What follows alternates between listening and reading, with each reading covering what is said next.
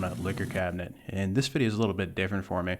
I don't actually have a client for this, and I don't have a plan. I just have some techniques I want to try and an idea that's been in my head for a couple of years now. So we'll make it up as we go, and hopefully it all works out to the end. Thank you for watching.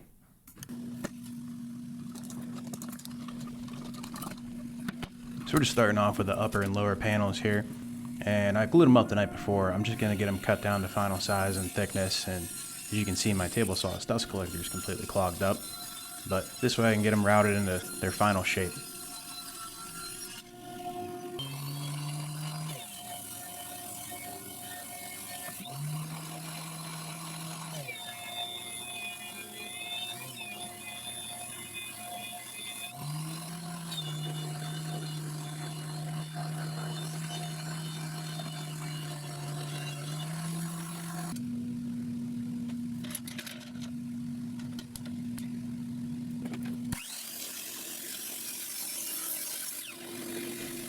So as you can see here, I'm using the stop blocks on my miter saw to get these cut to the exact same length, and then I'm going to use some double-sided tape, that way I can join these into one piece throughout the rest of the shaping process.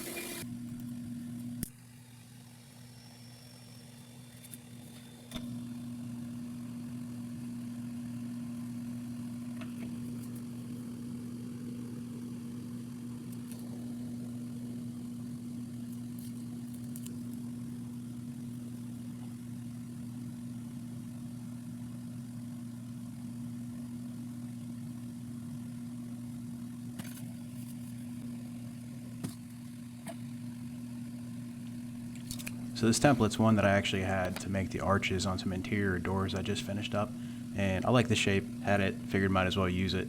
And as you can see, I'm marking the template on my pieces, and then I'm going to use the jigsaw. And I've learned the hard way, don't get too close to the line with the jigsaw, because sometimes that blade can bend and bite you.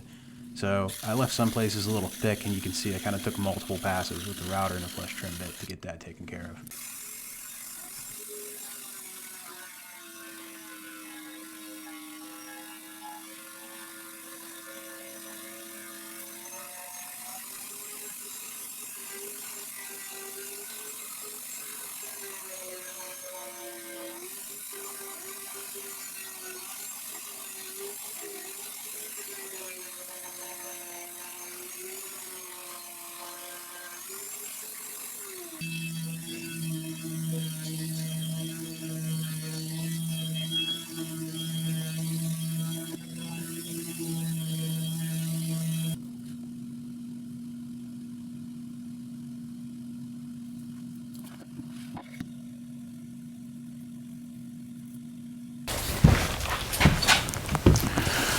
Alright, so I've never actually done this before, and a lot of this project is stuff that I've never done before.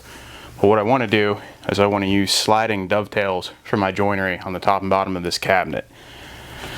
Now I could just do dados, that would probably be fine, but with that cabinet bottom there's going to be a lot of weight on the bottom. Not a lot, a couple liquor bottles, but still there'll be weight on the bottom, and I'm worried that just doing dados, I mean, all the force is going down, so it's just the glue. And then I thought, well, I'll just do half laps on the sides and drive brass pins through the sides to kind of reinforce it. And I was like, well, kind of wanted this to be a little bit different of a look. I wanted it to have this top and bottom. And so yeah, sliding dovetails, never done it before. So I got my trim router out, and there's a, I think it's a half-inch, quarter-inch. There's a dovetail bit in there. But I didn't know how to set it up to where I could actually make this work. So I ran a test piece. It's clamped to my bench right now. And basically, I'm using a speed square as my guide for my router. Okay? And it's 2 inches from the edge of the router to the center of the bit. And then I just clamped a speed square to that. So all I have to do is measure and mark maybe 3 inches. I got to figure that out off the edge of each piece. And then route that line perfectly. And then I should be able to actually get everything lined up perfect.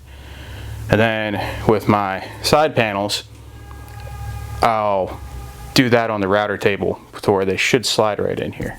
And there's a bunch of like weird noise going on right now, so I'm highly distracted, and I'm not doing this in 2 takes. But I live in like the middle of nowhere. I'm like 500 feet from the road in the middle of the country, so I don't know why I'm hearing all this stuff. So if this video never makes it out, you won't know what happened. So hopefully you see this.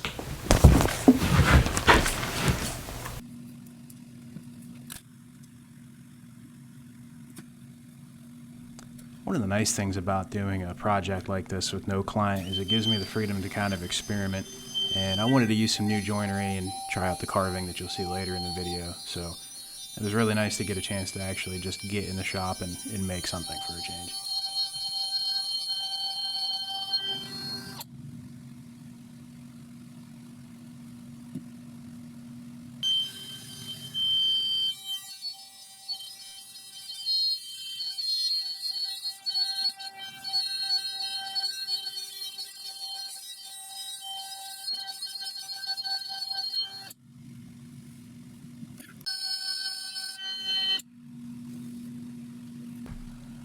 So now I'm working on my side pieces, and if you saw my shop tour video, I don't have a joiner in my shop. So basically I just use a combination of planer sleds and my track saw typically to go ahead and take care of that. So you can see here I have my long track, and I guess you can't really see it because I got a booty shot going here.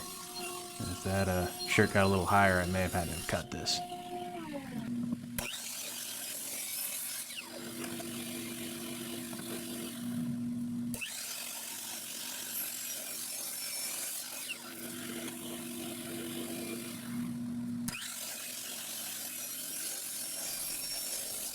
Alright, so I did a ton of test pieces off camera when I was getting these joints dialed in, and at the end I kind of flubbed it, which I'll talk about in a second, but it really was hard to adjust that fence just like that tiniest little bit to dial it in, and definitely going to have to work on a better way to do that in the future.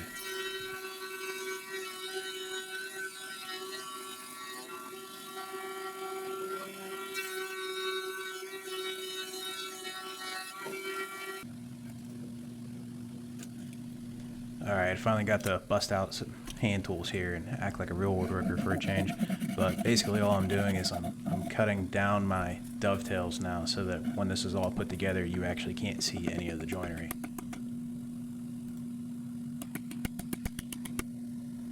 And for your viewing pleasure, here is the back of my big dumb head. You're welcome.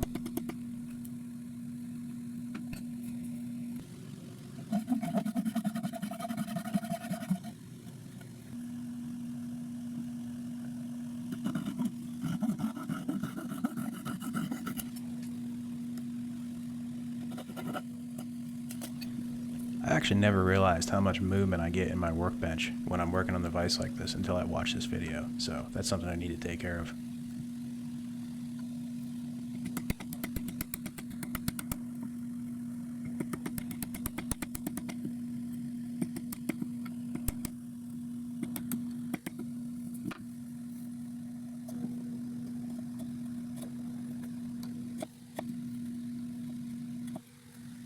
Alright.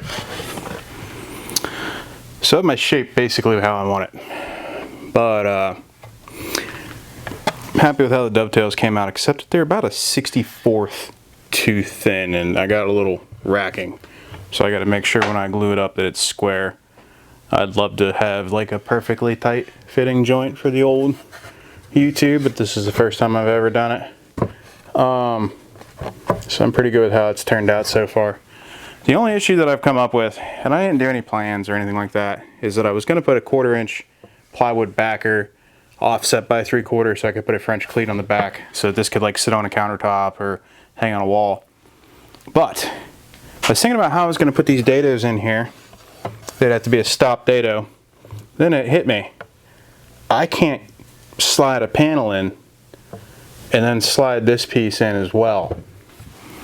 So that throws me in this point of like, well, now what do I do? So what I can do is I can still put dados in my sides, place the panel in, and then put these on and just deal with the crack which shouldn't be significant, but I'll know it's there, which is probably my best bet. And I'm going to use a white oak panel, and that's not because I have like an idea of contrast or anything like that. It's just what I got. I'm buying zero materials for this project. The other issue that I have is I still don't know what I want to do for hinges. I don't want to do Euro hinges because they're ugly, but I might do Euro hinges. I don't want this carved piece to be inset with this, so I don't want to do inset hinges. So I want a full overlay on these. So I don't want to do it, but I might have to do some freaking Euro hinges. I mean, it'll still be alright. It's not for a customer, so. Well, all in all though, happy with the shape.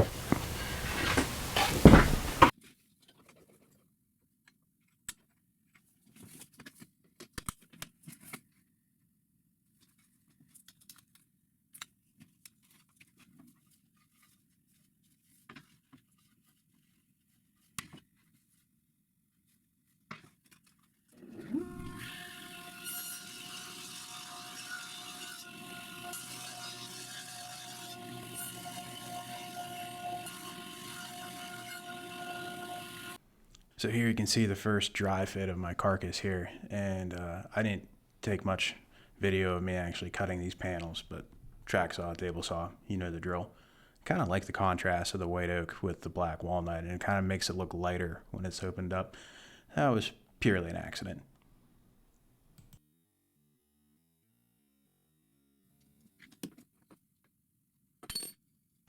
So here we go with another aesthetically non-pleasing design choice.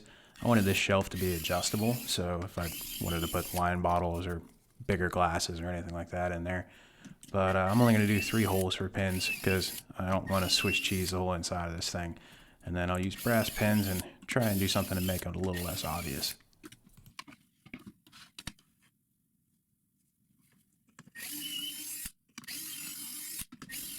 Alright, so here I'm kind of doing sort of that thumbnail detail, round over on the tops and bottoms of my cabinets. And anywhere I use a round over in this project, it's going to be the exact same round over just for continuity. I use it on the shelf and I use it on the sides of the doors as well.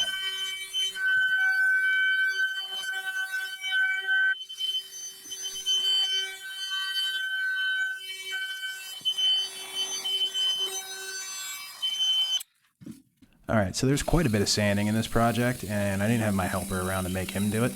So I really didn't include a lot of the sanding footage in this video. Not so much that I care if you want to see it or not, just that I didn't want to relive it. So here's about all you're going to get.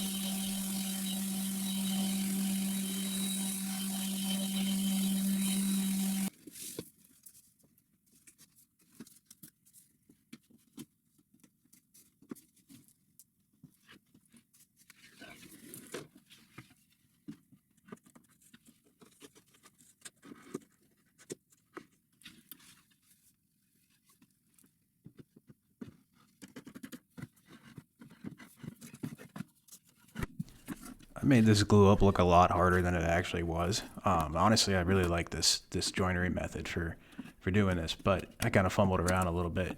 You'll see here too that I had a little bit of a corner break off, and I glued that back on and clamped it on. And when it was all said and done, you can't even find it. So I had to crawl around on the floor for a while to get the original piece, but it was worth it.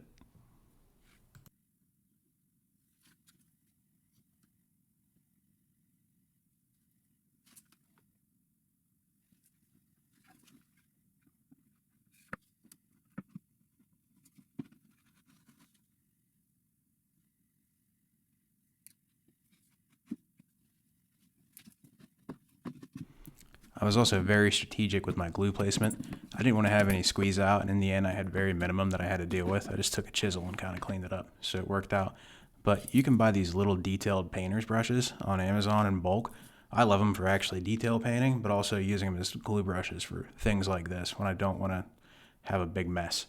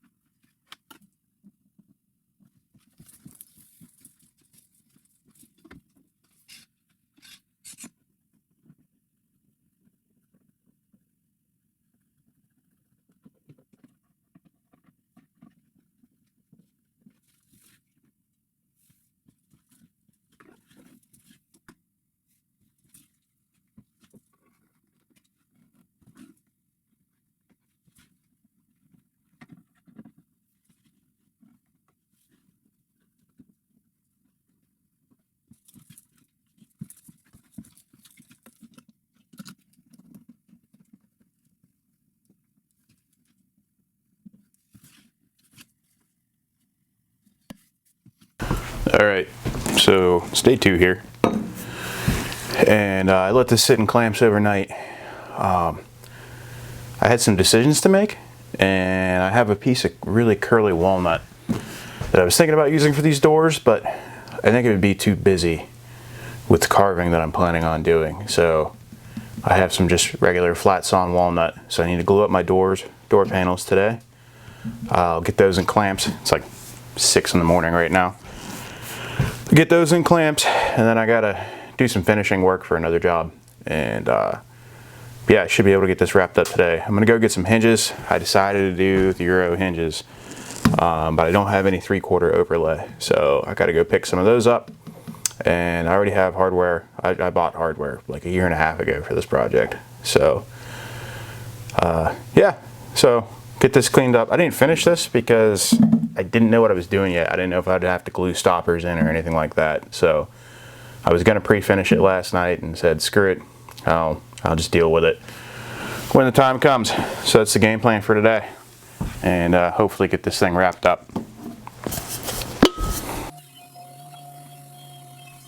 So I actually just lied to you. I didn't realize at the time, but the flat sawn walnut that I had was actually slated for another project for a paying customer. So I'm gonna go ahead and use the curly stuff. We'll just kind of see what happens. And as you can see here, I'm milling it up, getting ready to glue my panels together in one big panel, and then I'll start cutting it down to fit.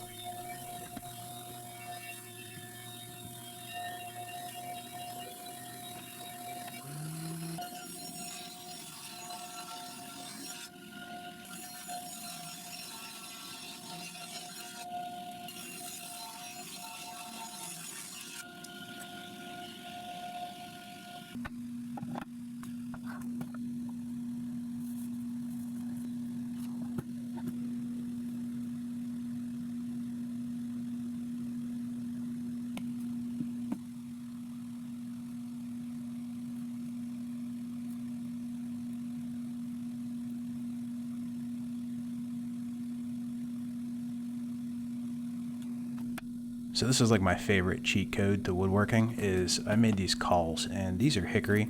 I'm probably going to make them by laminating some 3/4 plywood, so that way I can get a little bit more rigidity. But basically I just take strips of wood and I cover it in Tyvek tape so the glue doesn't stick to it. Then basically those 2 small clamps, they seem to fit under really easily, so I use those things like crazy. And all it's doing is it's kind of helping just to keep the board flat so that the clamps can't bow it or anything like that.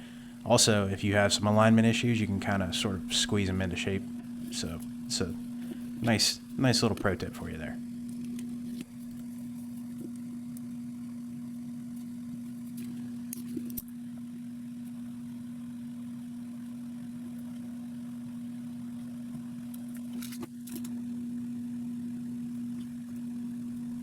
So here I'm installing the French cleat on the back, but it should have been the easiest part of the project. I made it really hard on myself.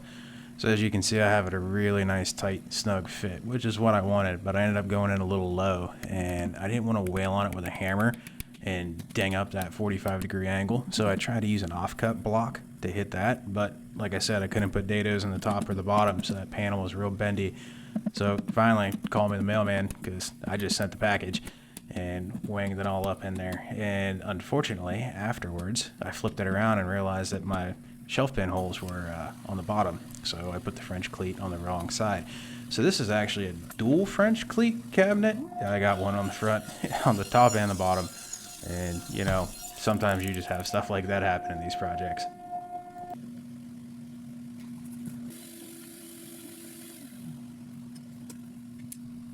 Alright, you just saw me finishing up the scribe strips there for the top and bottom to cover up that plywood seam.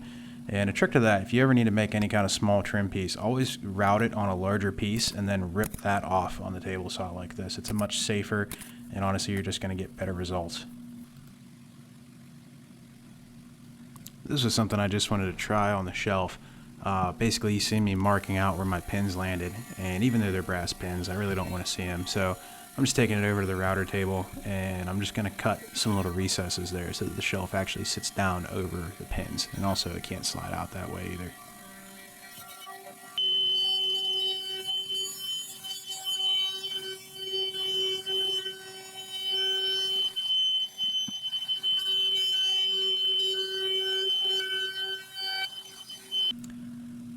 By this time, my doors were pretty much dry and the clamps, so I went ahead and pulled those out. And then I just took my track saw just to get everything cut down to where it needed to be to actually fit this cabinet.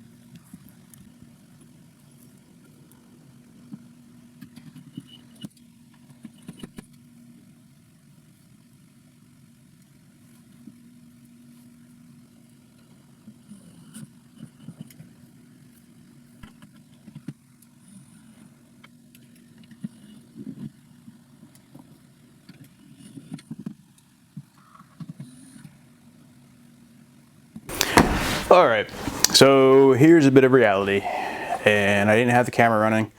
The hinges I bought weren't gonna work, so I went out, grabbed a new set of hinges, and I had to nip the doors down just a little bit, and I got careless for a second. Got a little bit of kick out here. You see how nice this wood is? And I just went and just screwed the shit up. Fortunately, I'm all right. I have had a run-in with a table saw one time, and I came away with all my fingers, just a chunk of one missing and no feeling. But yeah, so starting over. What are you gonna do? They're called accidents for a reason. Alright, so I didn't film the door repair because I was in a bad mood at that point. But basically all I did is I cut off the damaged piece at the glue line, and the little chunk missing will get taken care of in the carving.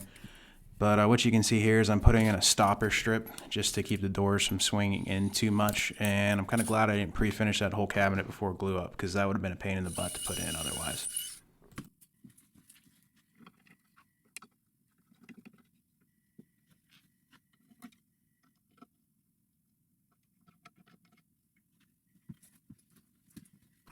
Alright, now that I know I have the doors fit and functioning properly, and I know where my hinges are and my hardware and everything like that, I can finally get to the part of the project that really was the driving idea behind all of this, and that's to do some carving.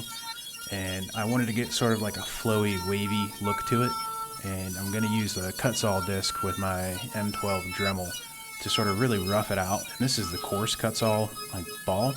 They have a bunch of these for these little Dremel tools or whatever they're called, and I only bought this one to try it out, but I'm definitely going to be buying some of like the smoother grits that are less aggressive to sort of smooth things out, and I think it would make it much easier.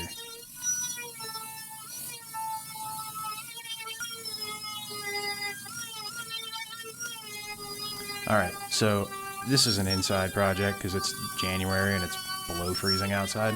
But basically I had a respirator on with my dust filters, and you need something going for that because dust collection is not an option here. But also I had a fan blowing across the project the whole time, and that really helped keep the dust off the workpiece so I could see what I was doing and not have to constantly stop and blow it off. Also, you'll see that I got literally every sander I owned out. I went through all my M12 batteries twice. I got the Festool out on this thing. This was a lot more work than I actually showed here, but it's a lot of very repetitive work. There's probably tools that would make it all faster, but honestly, it was just kind of get in there and do it and keep doing it until you get what you want.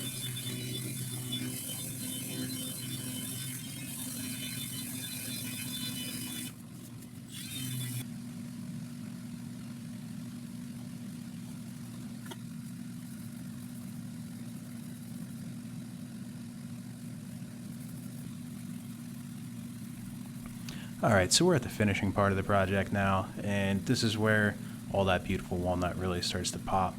I'm using Odie's oil just because I really like the way walnut looks with it, and I like the tactile feel to it. I was able to sand everything to 320. I didn't have to stop at 180 or anything like that. I know some people don't like the owner, but I don't really care about all that. But if you're still watching at this point, if you enjoyed this video, then it would really mean a lot to me if you would subscribe. I don't get a chance to do these non-paying projects very often, and a lot of times I have to really rush through things to keep on schedule and things like that. But I really enjoyed this project, and I'd love to keep making YouTube videos like this, and your subscription, liking it, that would really help me do that. So if you want to do that, I really appreciate it. If not, no hard feelings.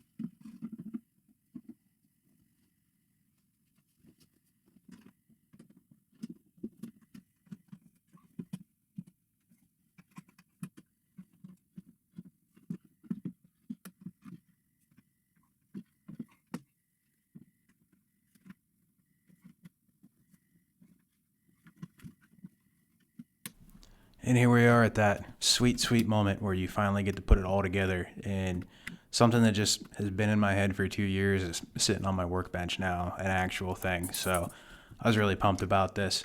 I got some beauty shots, of course, in my office in front of a feature wall I did, and I even managed to sneak Jack in there. So thank you guys so much for watching.